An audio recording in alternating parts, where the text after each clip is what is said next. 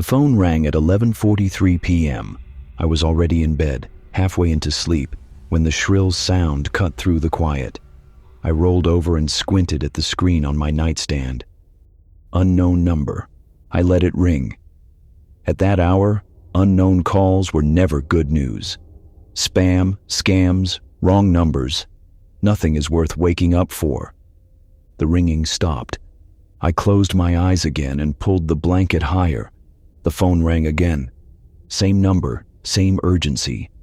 I picked it up this time, more annoyed than worried. I didn't say hello.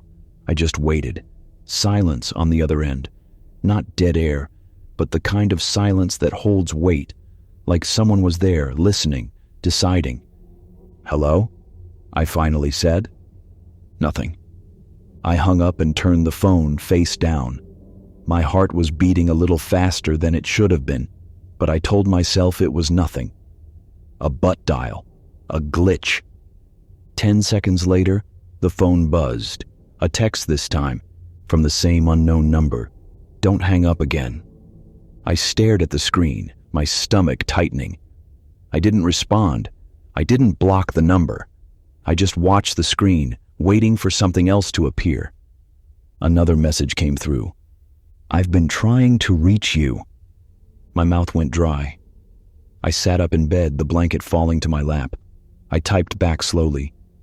"Who is this?" The reply was instant. "Someone who knows you're alone." I felt the air leave my lungs. I stood up quickly, moving to the window and pulling back the curtain just slightly. The street outside was empty. No cars, no movement, just the soft glow of streetlights cutting through the dark. My phone buzzed again. "You checked the window, that's good, but I'm not outside." I dropped the curtain and backed away, my pulse racing. My hands were shaking so badly I could barely hold the phone steady. I typed back, "What do you want?" The response took longer this time, long enough that I started to hope they had stopped, that this was over.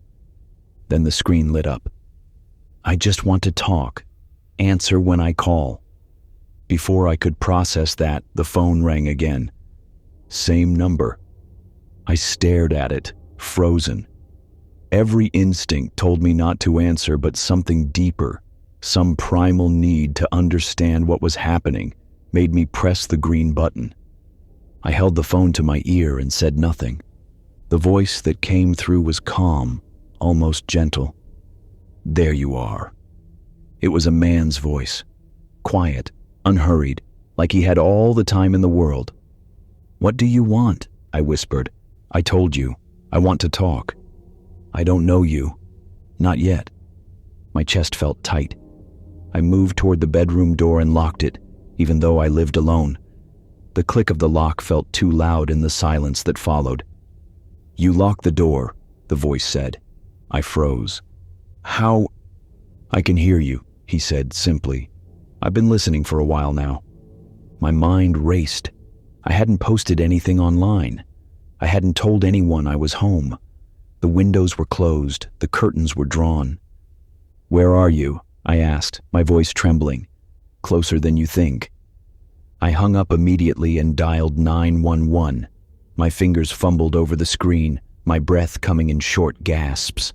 The call connected, but before the dispatcher could speak, my phone buzzed with another text. "Calling the police won't help. They'll ask questions you can't answer." I told the dispatcher everything anyway. The calls, the texts, the voice that claimed to be listening. She stayed calm and professional, telling me officers were being dispatched, asking me to stay on the line. But as I answered her questions, another text came through. "You're talking to someone else now.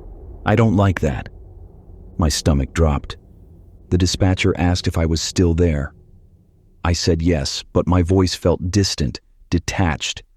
Another message appeared. "Hang up or I'll come inside." My hands went cold. I stared at the screen, my mind screaming at me to stay on the line, to wait for help. But the next message was a photo. It loaded slowly, the pixels sharpening into something I recognized immediately. It was my front door, taken from the inside. From my hallway, I let out a sound I didn't recognize, half gasp, half sob. The dispatcher's voice became urgent, asking me what was wrong, but I couldn't speak. The phone rang again. I answered without thinking. "Good," the voice said. "Now we can really talk." "Where are you?" I choked out. "I told you! I'm close!" I moved into the corner of my bedroom, pressing my back against the wall, my eyes locked on the door. "What do you want from me?" "I just want you to know," he said softly, "that you're not as alone as you think." The line went dead. I stayed frozen, phone pressed to my chest, listening to the silence of my apartment. Every creak, every hum of the refrigerator, every distant sound felt magnified. I heard something then, faint but unmistakable. Footsteps, not outside, not in the hallway, inside my apartment. Slow, deliberate steps moving through the living room. I clamped my hand over my mouth to keep from screaming. My phone buzzed one last time. A single word appeared on the screen. "Breathe." I didn't move. I didn't breathe. I just listened as the footsteps stopped outside my bedroom door. The handle didn't turn. The door didn't open. Whoever it was just stood there, waiting on the other side. Sirens wailed in the distance, growing louder with each passing second. The footsteps retreated quickly, moving back through the apartment. I heard the front door open and close softly. By the time the police arrived, the apartment was empty. No signs of forced entry, no fingerprints, no evidence anyone had been there at all. The number that called me was traced to a disconnected line, impossible to track. The photo they sent was taken with my own phone, sometime earlier that evening while I was in the shower. The metadata confirmed it. I moved out 3 days later. I changed my number. I installed new locks, cameras, alarms. But some nights, when I'm alone and the house is quiet, my phone will buzz with a notification. No message, no call, just a reminder that someone, somewhere, still knows how to reach me, and they're patient enough to wait. The laundromat was supposed to close at midnight, but the dryers kept running. Have you ever stayed somewhere too late and felt like you weren't supposed to be there anymore? Tell me in the comments what time it is where you are right now. I should have done laundry earlier in the day, but work had run late, and by the time I got home, it was already past 10 p.m. I stood in my apartment staring at the overflowing hamper and made a choice I instantly regretted. The 24-hour laundromat was only 3 blocks away. I'd been there dozens of times, always during the day when it was bright and busy. At night, I had no idea what to expect. I loaded 2 bags into my car and drove over, telling myself it would be quick, in and out. 30 minutes, maybe 40. The parking lot was nearly empty when I arrived. Just one other car, an older sedan with a dented bumper, parked near the side entrance. Inside, the laundromat was harshly lit. Fluorescent bulbs buzzed overhead, casting everything in a cold white glow. Rows of washers and dryers lined the walls, most of them dark and still. A woman sat in the far corner, folding clothes at one of the long tables. She didn't look up when I came in. Her movements were slow and methodical, each fold precise. I chose a washer near the front, close to the door, and started loading my clothes. The sound of fabric hitting the metal drum echoed louder than it should have. The hum of the machines filled the space, a low, constant vibration that made everything feel slightly off balance. I added detergent, fed quarters into the slot, and pressed start. The washer groaned to life, water rushing in with a hiss. I sat down on one of the plastic chairs near the window and pulled out my phone. The time read 10:51 p.m. I glanced over at the woman in the corner. She was still folding, her hands moving in the same steady rhythm. She hadn't looked at me once. Something about that felt strange, but I couldn't put my finger on why. I scrolled through my phone, half-focused, checking messages I'd already read. The washer churned behind me, the sound almost hypnotic. After a few minutes, I noticed the lights outside had changed. The streetlights seemed dimmer now, their glow softer, like something was filtering the light. I looked up and saw that fog had rolled in. Thick and low, it clung to the ground, swallowing the parking lot in a gray haze. I hadn't seen fog in the forecast. I hadn't noticed it on the drive over. The washer beeped, signaling the end of its cycle. I stood and transferred my clothes to a dryer, feeding more quarters into the machine. It rumbled to life, the drums spinning with a rhythmic thump. I sat back down and checked the time again. 11:14 p.m. That didn't feel right. It seemed like more time had passed. I glanced at the woman in the corner. She was folding the same towel she'd been folding before. The exact same towel. Her hands moved in the same pattern, over and over. I felt a chill run down my arms. "Excuse me," I said, my voice sounding too loud in the quiet space. She didn't respond. She didn't even pause. I stood up and took a few steps closer. "Are you okay?" Her hands stopped. Slowly, she turned her head toward me. Her face was blank. Not expressionless, but blank, like someone had erased her features and left only the outline. I stumbled backward, my heart hammering. She turned back to the table and resumed folding. I grabbed my phone and moved toward the door, my hands shaking. I needed air. I needed to get outside, even for a minute. But when I reached for the handle, it didn't move. The door was locked. I rattled it, panic rising in my chest. The glass was fogged from the inside now, condensation dripping down in slow trails. I turned around. The woman was gone. The towel she'd been folding lay on the table, perfectly creased. The dryer behind me thumped steadily, but the sound felt distant now, muffled. I walked toward the back of the laundromat, past rows of silent machines. My footsteps echoed on the tile floor. "Hello?" I called out. No answer. I reached the back wall and saw a door I hadn't noticed before.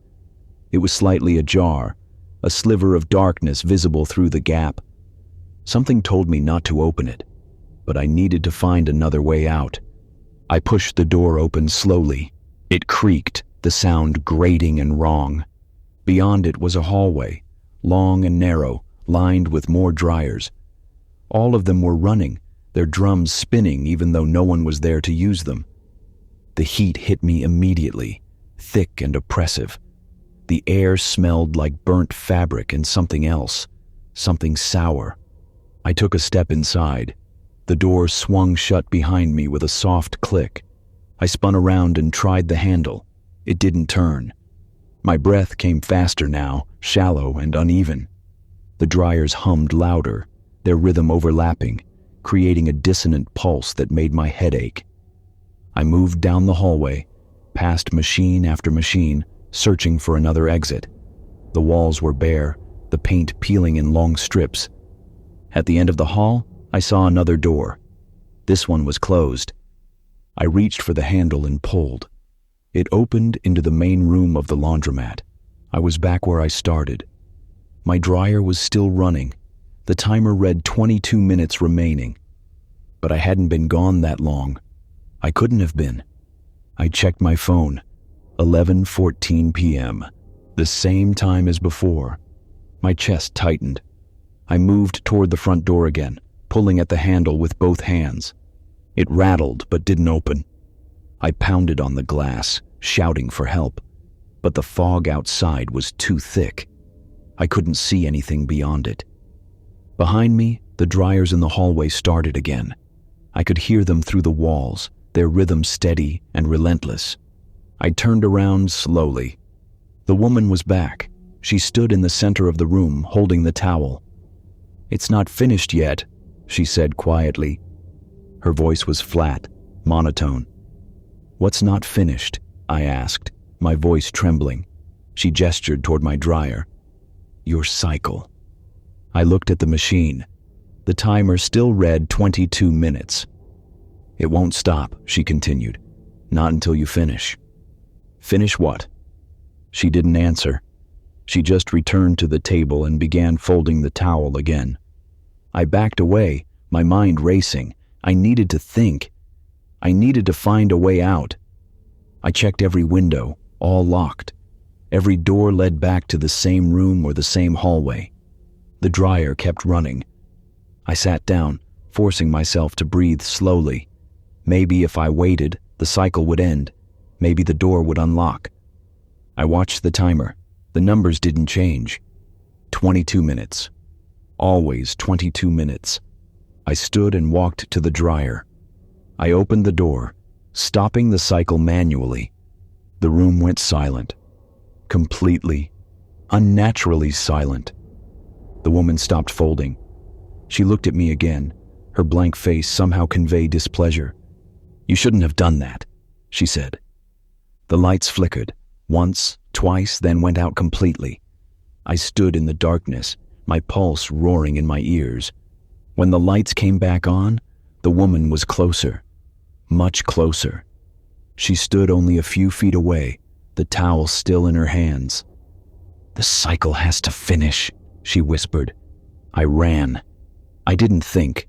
I just moved, sprinting toward the back hallway, past the dryers, past the peeling walls. This time the door at the end opened into the parking lot. Cool air hit my face and I stumbled forward, gasping. The fog was gone. The sky was clear. My car sat exactly where I'd left it. I turned back toward the laundromat. The lights were off. The sign in the window read, "Closed." I checked my phone. 12:03 a.m. I got in my car and drove home, leaving my laundry behind. The next day, I went back. In the daylight, everything looked normal, busy, clean, ordinary. I asked the attendant if they'd found any clothes left in a dryer overnight. She looked at me strangely and said no one had been there after 11 p.m. The laundromat closed at midnight, she explained. It wasn't 24 hours. It never had been. I never went back. But sometimes, late at night, I can still hear it. The thump of a dryer drum, spinning endlessly in the dark. And I wonder if somewhere, in a place I can't quite reach, my cycle is still running. The elevator stopped on a floor that shouldn't exist. Have you ever been in a building late at night when it feels like the rules have changed? Let me know in the comments if you've ever worked a late shift alone. I took the overnight security shift because I needed the money. The building was a mid-rise office complex downtown. 12 floors of accounting firms, insurance companies, and tech startups. Nothing interesting, nothing dangerous. My job was simple. Walk the floors every 2 hours. Check the doors. Make sure everything was locked and empty. The first few nights were easy, quiet. I'd walk each floor with my flashlight, listen to podcasts, and count down the hours until my shift ended at 6 a.m. By the fourth night, I had the routine memorized. Start on the ground floor, take the elevator up, check each hallway, work my way back down. That night, I started my rounds just after midnight. The lobby was silent except for the hum of the vending machines near the entrance. I grabbed my flashlight and headed for the elevator bank. The elevator doors opened with a soft chime. I stepped inside and pressed the button for the 12th floor. The plan was to start at the top and work my way down. The doors slid shut. The elevator lurched upward. I watched the numbers light up above the door. 1, 2, 3. The motion was smooth, familiar. I leaned against the back wall and checked my phone. 7, 8, 9. The elevator slowed as it passed the 10th floor. Then it stopped. I looked up. The number 11 glowed above the door. That wasn't right. I hadn't pressed 11. The doors opened anyway. The hallway beyond was dark, completely dark. Not the usual dim emergency lighting that stayed on overnight. This was the kind of darkness that felt heavy. I stood there for a moment, waiting for the doors to close again. They didn't. "Hello?" I called out, my voice echoing into the empty hall. Nothing. I stepped forward cautiously, keeping one hand on the elevator door to stop it from closing. My flashlight beam cut through the darkness, illuminating gray carpet and blank walls. The hallway looked the same as all the others. Same layout, same doors, same numbered plaques beside each office entrance. But something felt wrong. The air was colder here, not just cool, but cold enough that I could see my breath. I took another step, letting the elevator doors close behind me. The sound echoed louder than it should have. I moved down the hallway slowly, shining my light on each door as I passed. All of them were closed. All of them were locked. At the end of the hall, I stopped. There was another hallway, a turn I didn't recognize. Every floor in this building had the same layout, a central elevator bank with two hallways branching off in opposite directions, straight lines, no turns. This hallway curved. I followed it, my footsteps muffled by the carpet. The walls here were different. The paint was older, peeling in places. The doors had no numbers. I reached the end and found a single door. It was slightly ajar. Warm light spilled through the gap. I hesitated, my hand hovering near the handle. "Security," I said loudly. "Is anyone in there?" No response. I pushed the door open. The room inside was an office. A desk sat in the center, covered with papers. A lamp glowed on one corner, casting soft light across the space. A woman sat at the desk, writing. I stepped inside, relieved. "Excuse me, ma'am. The building's closed. You're not supposed to be here." She didn't look up. Her hand moved steadily across the paper, pen scratching in long, deliberate strokes. "Ma'am?" I said again, louder this time. She stopped writing. Slowly, she raised her head. Her face was pale. Too pale. Her eyes were dark and sunken, like she hadn't slept in weeks. "You're not supposed to be here," she said quietly. "I work here," I replied, my voice faltering. "I'm security. You need to leave." "This floor is closed," she said. "It's always been closed." I felt a chill crawl up my spine. "What floor is this?" She smiled faintly. 13. My stomach dropped. "There is no 13th floor." "There is now." I backed toward the door, my flashlight shaking in my hand. "I'm calling the police." "They won't come," she said simply. "No one comes here." I turned and ran. The hallway stretched longer than before. The curve seemed endless, twisting in ways that didn't make sense. I reached the elevator finally and slammed my hand against the call button. The doors opened immediately. I stumbled inside and pressed the button for the lobby. The doors closed, and the elevator lurched downward. I watched the numbers descend. 12, 11, 10. Then the elevator stopped. The number above the door read 13. My heart hammered in my chest. I pressed the lobby button again, and again. The doors opened. The same dark hallway greeted me, the same cold air. I stepped back, pressing myself against the far wall of the elevator. "No," I whispered. "No, no, no." The woman appeared at the end of the hall. She stood perfectly still, her pale face visible even in the darkness. "You can't leave," she called out. "Not until your shift ends." The elevator doors began to close. I lunged forward and hit the button for the ground floor repeatedly. The doors closed fully this time. The elevator descended. 1. Ground floor. The doors opened to the empty lobby. The vending machines hummed softly.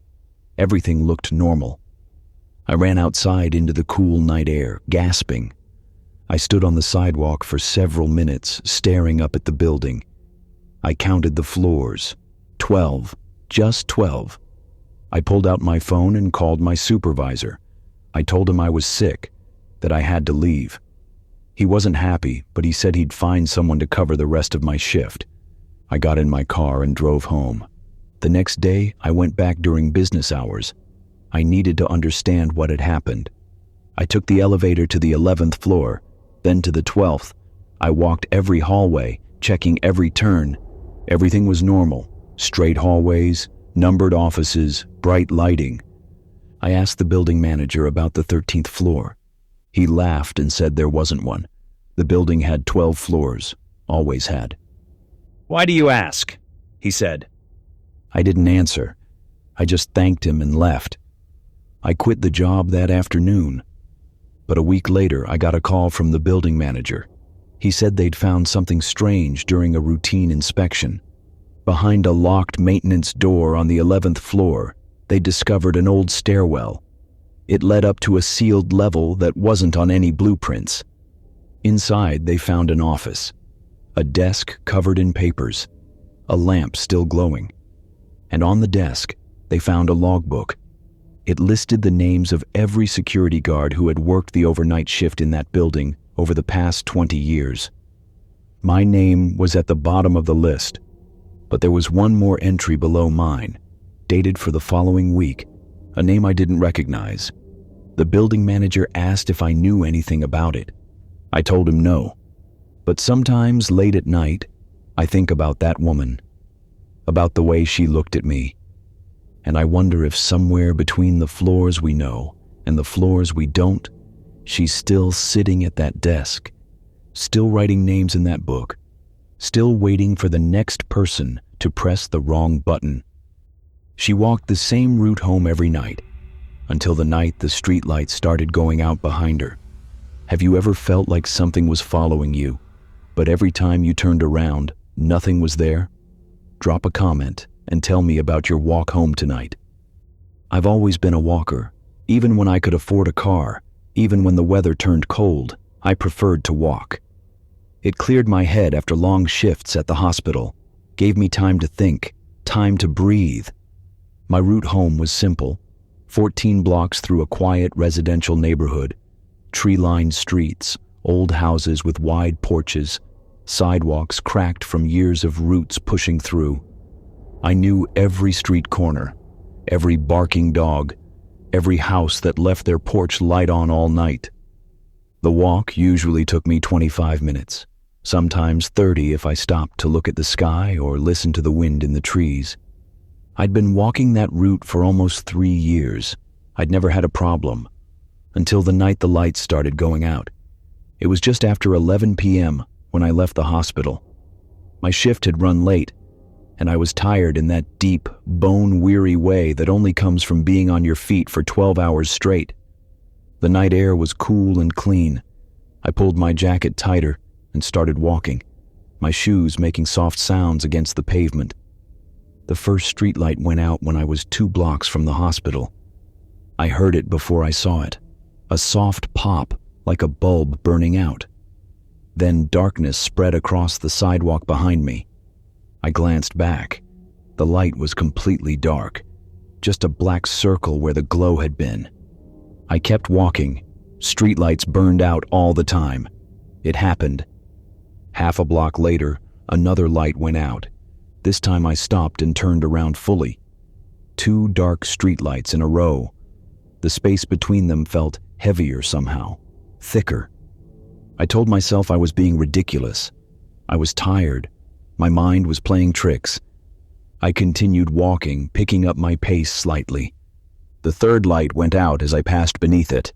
I felt the change in temperature immediately. The air around me went cold, and the darkness pressed in from all sides. I started walking faster. Behind me, another light popped and died. Then another. I turned around, my heart pounding. 4 streetlights were out now, creating a long stretch of darkness that seemed to be following me. I broke into a jog. The sound of my footsteps echoed too loudly on the empty street. My breath came in short bursts, visible in the cold air. Another light went out ahead of me, then another. They were dying in sequence now, one after another, creating a path of darkness that surrounded me on all sides. I ran. My bag bounced against my side. My keys jangled in my pocket. Every sound felt amplified in the silence. I didn't look back. I couldn't. I just ran, cutting across lawns and through side streets, trying to break the pattern. But every street I turned down, the lights went out. Pop, pop, pop. One by one, they died as I passed. I reached a corner and stopped, gasping for breath. My legs felt weak. My chest ached. I looked around desperately. Every direction was dark now. The only light left was a single street lamp at the far end of the block. I ran toward it. As I got closer, I saw something beneath the light. A figure, standing perfectly still, facing me. I slowed, my breath catching in my throat. The figure didn't move. It was too far away to see clearly, just a dark silhouette against the pale glow of the street light. I stopped running completely and stood frozen in the middle of the street. The figure took a step forward, then another. Each step was slow and deliberate, like it had all the time in the world. I backed away, my mind screaming at me to turn and run, but my body wouldn't obey. The street light above the figure flickered. Then it went out. Complete darkness swallowed everything. I couldn't see, couldn't hear anything except my own ragged breathing. I fumbled for my phone, my hands shaking so badly I almost dropped it. The screen lit up, casting a small circle of light around me. I turned on the flashlight and swept it across the street. Nothing. The figure was gone. I spun in a circle, my light cutting through the darkness in frantic arcs. Empty street, empty sidewalks, no movement. I started walking again, faster now, my phone held out in front of me like a weapon. Every few steps I glanced behind me. The beam of my flashlight showed nothing but empty pavement and dark houses, but I could feel it. Something was following me, not close, not rushing, just keeping pace somewhere beyond the edge of my light. I made it to my street finally, my house visible at the end of the block. The porch light was on, glowing warm and yellow. I ran the last stretch and fumbled with my keys at the front door, my hands trembling so badly I dropped them twice. Behind me, I heard footsteps. Slow, steady, getting closer. I jammed the key into the lock and turned it. The door swung open and I stumbled inside, slamming it shut behind me. I locked the deadbolt, the chain, everything. Then I stood with my back pressed against the door, listening. Silence. I moved to the window and peered through the blinds. The street was empty. The porch light glowed steadily. Nothing moved. I let out a shaky breath and stepped back. My phone buzzed in my pocket, making me jump. I pulled it out. A notification from my security camera app. Motion detected. Front porch. My stomach dropped. I opened the app with trembling fingers. The camera feed loaded slowly. The image showed my front porch, empty. Just the wooden boards and the welcome mat. But in the corner of the frame, barely visible, was a shadow. A human-shaped shadow that stretched across the porch, even though no one was there to cast it. I watched as the shadow moved. Slowly, deliberately, it slid across the porch toward my door. I backed away from the window, my breath coming in short gasps. The doorknob rattled, once, twice, then stopped. I stood frozen, staring at the door, waiting for it to open, for something to break through. Nothing happened. Minutes passed. The house was silent. I checked the camera feed again. The porch was empty. The shadow was gone. I didn't sleep that night. I sat on my couch with all the lights on, watching the front door until the sun came up. In the morning, I walked outside to check the porch. Everything looked normal. No footprints, no marks, no sign that anyone had been there. But when I looked at the streetlights along my route, every single one was burned out. Every light from the hospital to my house. Dark. The city sent a crew to replace them the next day.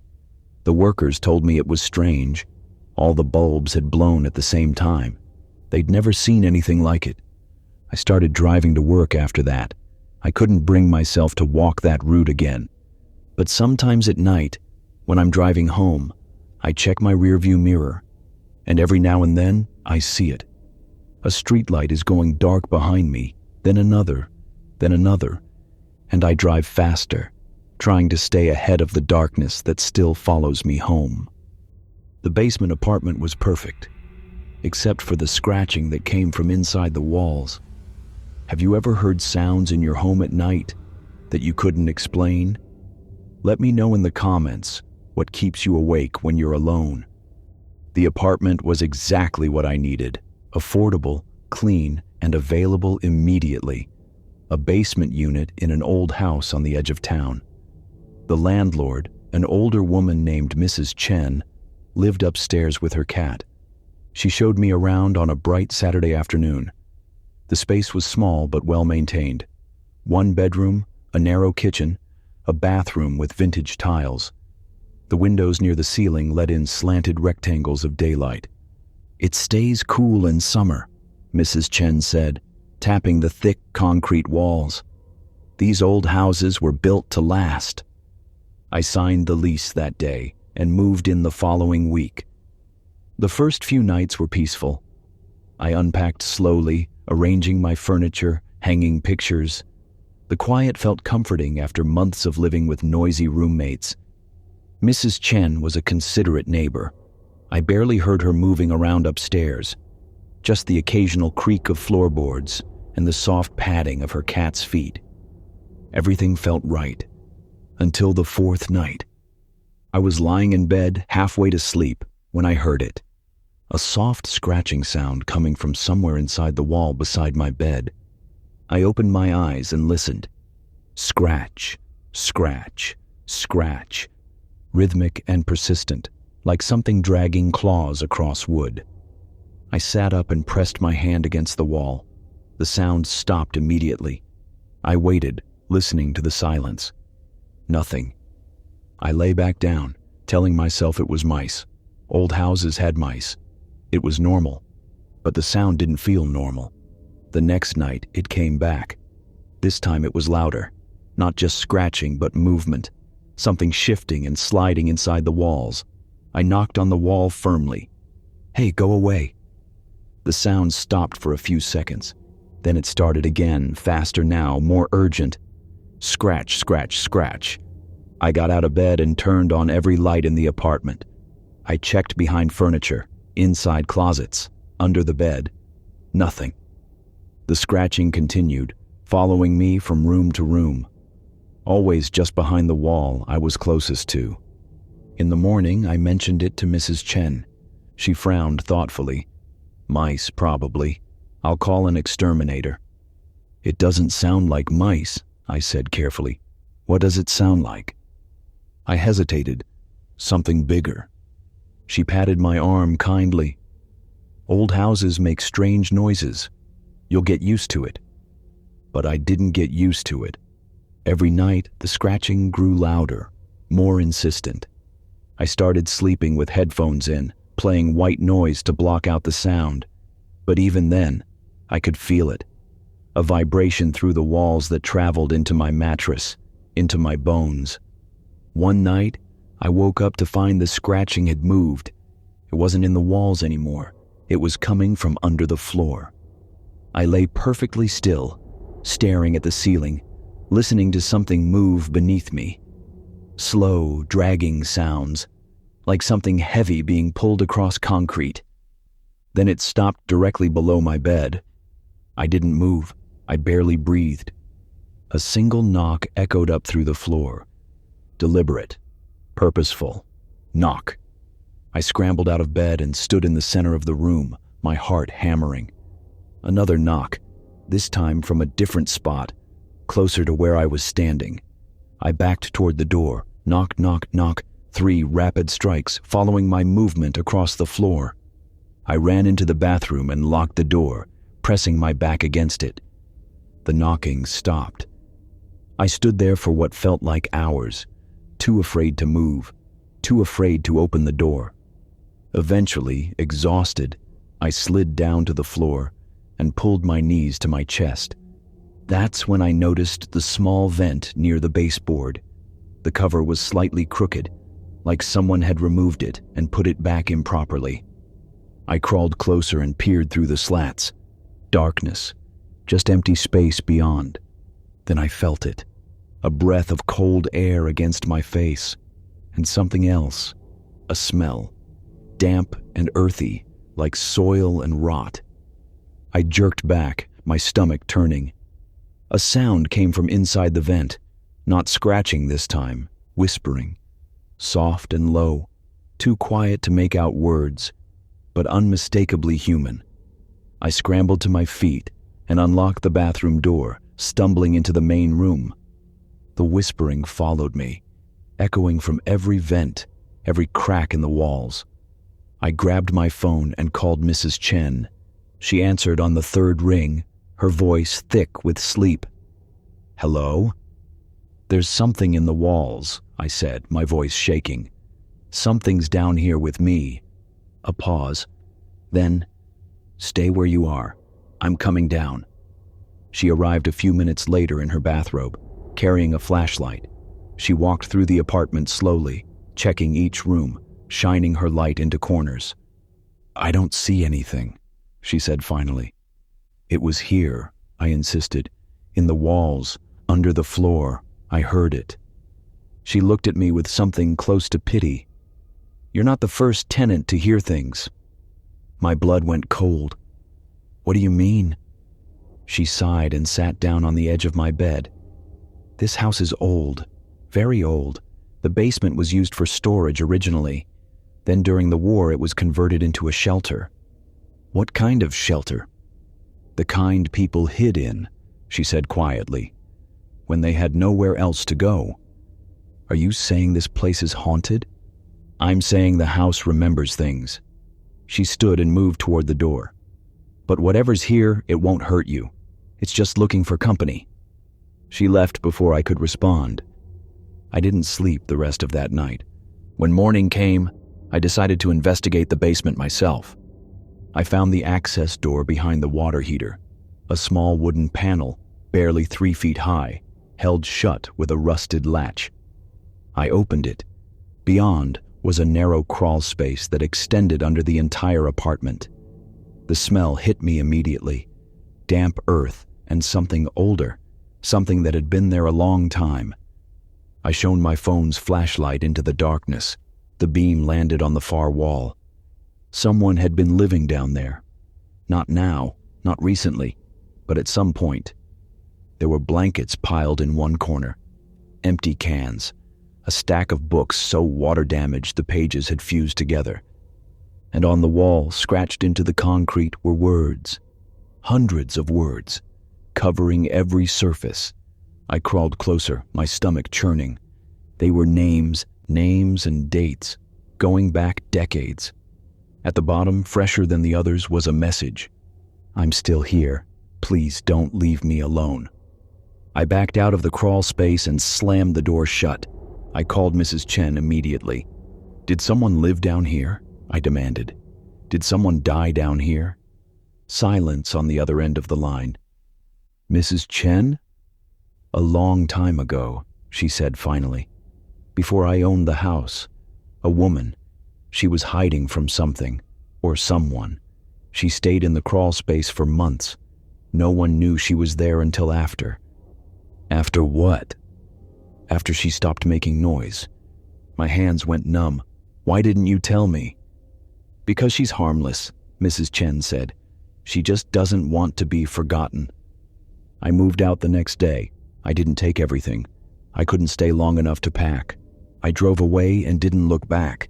But sometimes, late at night, when I'm lying in bed in my new apartment, I hear it. A soft scratching, just on the other side of the wall. And I wonder if she followed me, or if she's still down there in the dark, writing new names on the walls, waiting for someone to stay. Thank you for listening to all 5 stories about women alone at night. I hope these tales gave you the gentle shivers you were looking for. If you enjoyed this collection, let me know which story unsettled you the most in the comments below. And remember, you're never truly alone when the darkness is listening. Stay safe out there, and sleep well, if you can.